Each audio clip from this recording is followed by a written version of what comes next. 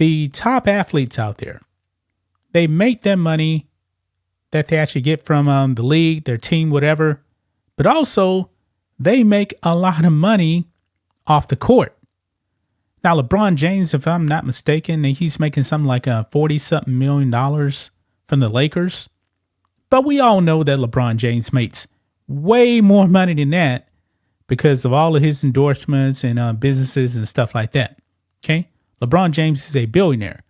Discussion around Caitlin Clark's WNBA rookie salary and endorsement earnings has drawn attention, particularly criticism from those who view her roughly $76,000 first-year league salary as too low given her profile, with the figure rising in later years of her rookie contract to a maximum around $97,000. The gap between that number and her overall public profile as the league's most recognizable player has become a recurring talking point in sports media, with some commentators framing it as evidence the league undervalues its biggest stars, and others pushing back on that framing entirely. Supporters of the current pay structure argue that critics of the number overlook how professional athlete compensation actually works. Top athletes typically earn far more from endorsements and business ventures than from league salaries alone, and league salary alone was never meant to reflect an athlete's total earning power. LeBron James is a billionaire. Now, I'm not going to shed a tear for anybody making $76,000, $80,000 a year. That is above the norm of what people actually make overall. Now, the woke media out there, including Beijing Biden, they want you to cry that Caitlin Clark is only making $76,000. I'm not crying. I'm not going to cry. I said it before, and yes. LeBron James is cited as an example. While his on-court salary with the Lakers is in the tens of millions, his overall wealth, which includes billionaire status, comes largely from endorsements, media ventures, and business holdings entirely outside his playing contract. The comparison is used to argue that focusing solely on a league paycheck, without accounting for outside income, gives an incomplete picture of what top athletes actually earn. The broader argument made is that WNBA salaries remain limited, primarily because the league has operated at a financial loss for most of its 26-plus seasons, with individual teams reportedly losing around $10 million annually. I said it before in yesterday's video, guys, that all of the women in the WNBA are overpaid their salaries. Why? Because WNBA loses money each and every year. They have been losing money for 26, 27 seasons. They have not turned a profit. Now, we'll actually have to see if the Caitlin Clark effect is real, and they can actually flip that around because each year, each team loses something like $10 million. You cannot sustain a... Because of that financial reality, the argument goes, player salaries across the league are constrained by what the business can currently support, not by an unwillingness to pay players more. Under this reasoning, calls for pay equal to NBA salaries are viewed as unrealistic given the league's financial position and the NBA's ongoing financial support through infrastructure, resources, and direct subsidies is credited as essential to the WNBA's continued existence. Some proponents of this view go further, suggesting that without that backing from the NBA, the WNBA likely would not have survived as long as it has, and that the increased attention and revenue brought on by Clark's popularity could eventually help the league move toward greater financial independence. You cannot sustain a business like that. That is the reason why the players don't make as much money as the men. So anybody screaming for equal pay, just not going to happen, man. I mean, the NBA is already helping out the WNBA by subsidizing the league. Without the NBA, hey, there would be no WNBA. It's just that simple. Now, Caitlin Clark, I talked about this a little bit in yesterday. Attention has also turned to Clark's endorsement deal with Nike, reported to be worth a significant sum. Insider Shams Charania described the deal as being in 8 figures, saying it was well above $10 million and fair to characterize as above $20 million, though exact figures were not confirmed. For comparison, Sabrina Ionescu, the number... I talked about this a little bit in yesterday's video. She signed a deal with Nike. And Folks, we got some of the details, a little bit of details on this, man. And the woke activists, man, they're going to be stunned at the amount of money that Caitlin Clark is going to get from Nike. Let's talk about it, guys. Make sure you guys like this video, subscribe to the channel, become a channel member. Member live stream every single Friday. One pick in the 2020 WNBA draft signed a multi-year Nike deal reportedly worth around $24 million, despite having a lower public profile at the time. Given Clark's larger marketing presence, some speculate her deal could exceed that figure, with estimates ranging as high as $30 minus $40 million. Additional reporting indicated Clark met with multiple finalists before choosing Nike, including a meeting involving Under Armour and Stephen Curry, where the pitch reportedly involved her joining Curry's standalone brand line, similar in structure to how Jordan Brand operates under Nike. Remember live stream every single Friday, 10 a.m. Central Standard Time. We appreciate the support. So here we go. Check this out. Caitlin Clark's Nike deal reportedly worth staggering amount of money. Can you guys take a guess? Is it 2 million, 3 million? Now we know when she was actually at Iowa, she was already making something like $3 million last year. Now that she's a professional. Curry reportedly joined that pitch meeting personally over video call to speak with Clark and her parents directly, underscoring how competitive the recruitment process was. Despite that effort, Nike ultimately won out, reportedly offering a deal in the 8-figure range. Adidas was also reportedly in the mix, before Nike ultimately won the deal. $3 million last year. Now that she's a professional, Nike is about to take care of her. Actually, guys, this thing is like north of 20 million. At least it seems. So we actually got a clip here of Shams Charania right here talking about the deal. He says, quote, "I'm told it's well above $10 million. It's fair to say it's above $20 million. Now, Clark had a prior relationship with Nike, dating back to her college NIL deal at Iowa, which was seen as a meaningful factor in the decision, given the existing familiarity between her and the brand. The Nike contract is reported to be multi-year, spanning at least 4 to 5 years, and reportedly includes a signature shoe deal, a notable achievement for a player still early in her professional career, as signature shoe deals are typically reserved for more established veterans. Analysts have pointed to her overall business portfolio, which includes additional sponsorship relationships, such as with Prada, as evidence that her off-court earning potential significantly outweighs concerns raised about her league salary. It's fair to say it's above 20 million.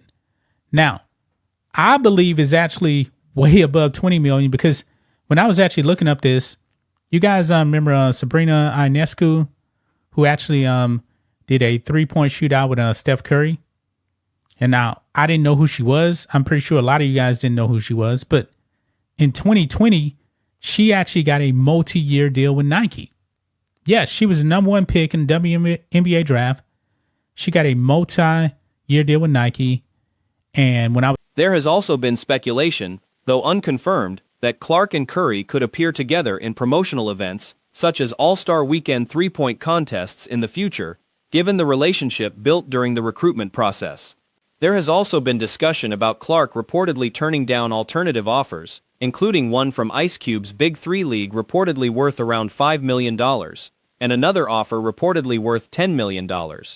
Some have framed her decision to join the WNBA instead as an opportunity to help grow the league commercially, rather than compete in a league against men, where her physical matchup would likely be far more difficult. Hope you guys are having a great one, a safe one, and if you're partaking, not too much, Maybe some eggnog, maybe some Crown Royal and Coke. Oh, never mind. Did I transform for a second? Did somebody say drink Tito's? That's hilarious because I think I've had 2 beers all year. Anyway, overall, the perspective offered is that concerns about her league salary are overstated given her broader earning potential off the court. and that continued financial support from the NBA remains a key factor in the 1BA's sustainability going forward. A long-anticipated moment finally arrived as Caitlin Clark's new Nike commercial dropped on Christmas Day. That's hilarious because I think I've had 2 beers all year. Anyway, I did used to partake a good bit, though. So today, this is dropped on Christmas. They waited to Christmas. I assume this will probably come out during NBA basketball today. Caitlin Clark's quote from Anywhere Nike ad features Travis Scott and the Kelsey brothers. They are in this ad. We're one step closer to Caitlin Clark's signature shoe unveiling, but before that, the moment has arrived in 2026. Fans and commentators had previously voiced frustration over what felt like a slow rollout from Nike regarding her brand presence, especially compared to the attention and spotlight given to other athletes under the same sponsorship. There had even been talk among some observers about whether she should consider stepping away from her current agent and footwear representation altogether in favor of a company willing to invest in her more quickly. But before that, the moment has arrived in 2026. Nike has released the first official spot centered around the women's basketball superstar. Travis Scott, the Kelsey brothers, Michael Che is in it from SNL. Lisa Bluter is in it. It's hilarious. She's in it. Stephanie White's not. I love it. I love it. From Anywhere channels the bravado of Clark's fearless game and sets the table for the Indiana Fever star. She does hold a separate equipment partnership with Wilson Basketball, but that's considered a distinct category from footwear and broader athletic branding.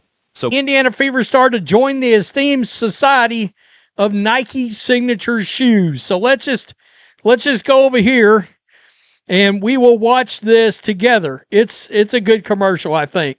It's certainly better than that bullshit Asia Wilson commercial.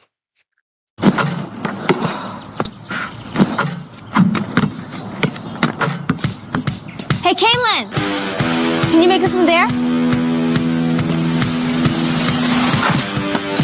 the ad is seen as a major step toward the eventual release of Clark's own signature shoe line, positioning her among an elite group of athletes with that level of Nike partnership.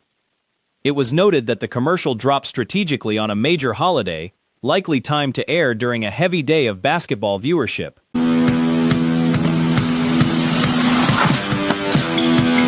Hey, Caitlin, how about from here? Come on, guys. She can't make it from there. No chance. Caitlin, from me to left? You got it. I'm not even gonna ask. Hey, Caitlin from here might be impressive. Am I right? Whatever, Che. From right here. From there!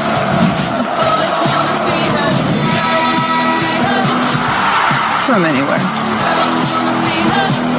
The commercial itself plays on the concept of Clark being able to score from anywhere on the court, with several recognizable faces jokingly testing her range with playful banter, doubting whether she could really make a shot from increasingly absurd distances, before ultimately acknowledging her ability to make the shot from any location thrown at her. The tone was described as lighthearted and well-produced, with the overall quality favorably compared to previous individual player commercials released by Nike for other WNBA stars this year. All right, well, looks like she can do it. All right, so there you have it.